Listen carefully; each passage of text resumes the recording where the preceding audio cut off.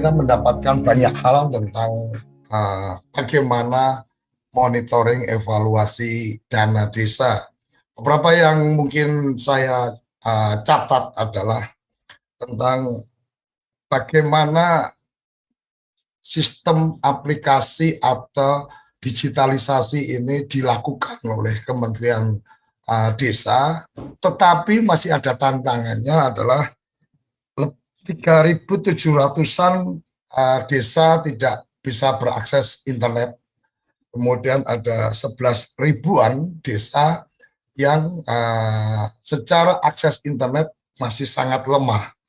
Kemudian yang menarik adalah adanya semangat untuk real time data dari teman-teman di Kementerian Desa. Ini yang menurut saya sesuatu yang luar biasa.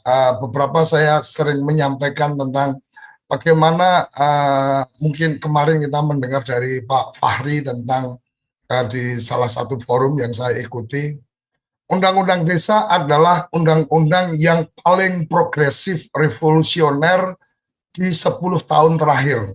Artinya memang ada revolusi tentang bagaimana paradigma menangani atau mengelola desa yang kemudian ditawarkan Undang-Undang Desa.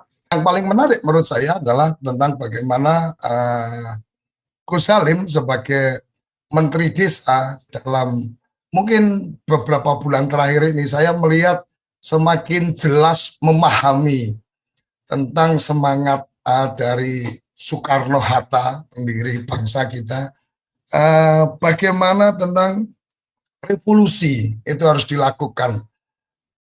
Revolusi itu dalam prinsipnya Bung Karno adalah harmonisasi antara destruksi dan konstruksi. Merusak atau menggantikan atau menghancurkan tatanan-tatanan yang lama. Seorang menteri bisa langsung berkomunikasi dengan ketua RT, dengan kepala desa, dan seterusnya. Ini satu perusakan yang luar biasa dari mereka-mereka yang mungkin sementara ini merasa bahwa aku pimpinanmu, aku harus lewat kita dan seterusnya.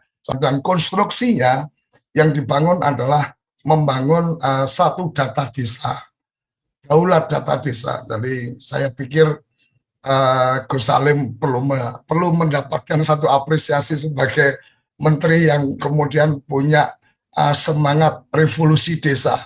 Hanya memang revolusi itu tidak mudah, pasti banyak yang merasa tidak nyaman karena revolusi harus ada korban. Bukan berarti korban berdarah-darah, tetapi mungkin ada yang merasa bahwa saya tadinya punya otoritas, sekarang nggak punya otoritas, dan seterusnya. Itu yang akan jadi korban-korban revolusi ketika dia tidak mengikuti apa yang sedang terjadi. Dan yang menarik lagi adalah apa yang disampaikan oleh Bung Hatta tentang Indonesia akan bersinar bukan karena obor di Jakarta, tetapi karena lilin-lilin di desa. Nah, ini sudah coba dilakukan oleh Gus Salim dan kita perlu memberikan apresiasi dan dukungan.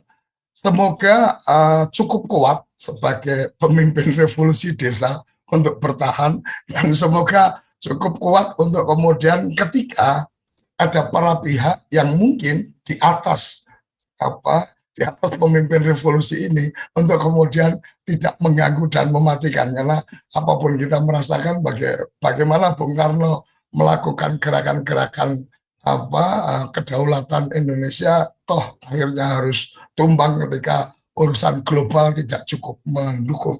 Ini bagian menarik. Dan satu catatan lagi yang mungkin saya perlu sampaikan adalah tentang tenaga pendamping profesional.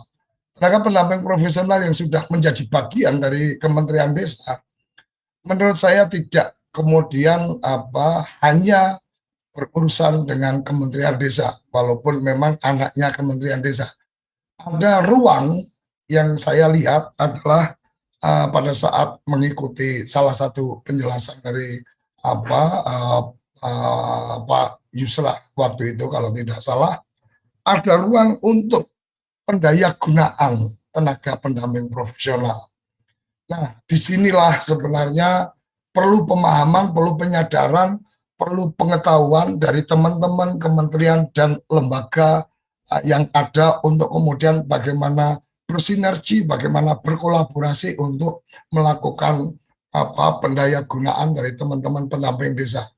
Kalau teman-teman di kementerian, kelembagaan negara yang lain punya komitmen untuk membangun desa dan kemudian memberikan ruang untuk desa membangun, saya yakin ruang-ruang untuk kemudian pendaya gunaan teman-teman pendamping profesional ini pasti akan menjadi lebih memudahkan untuk kemudian bisa segera sejahtera.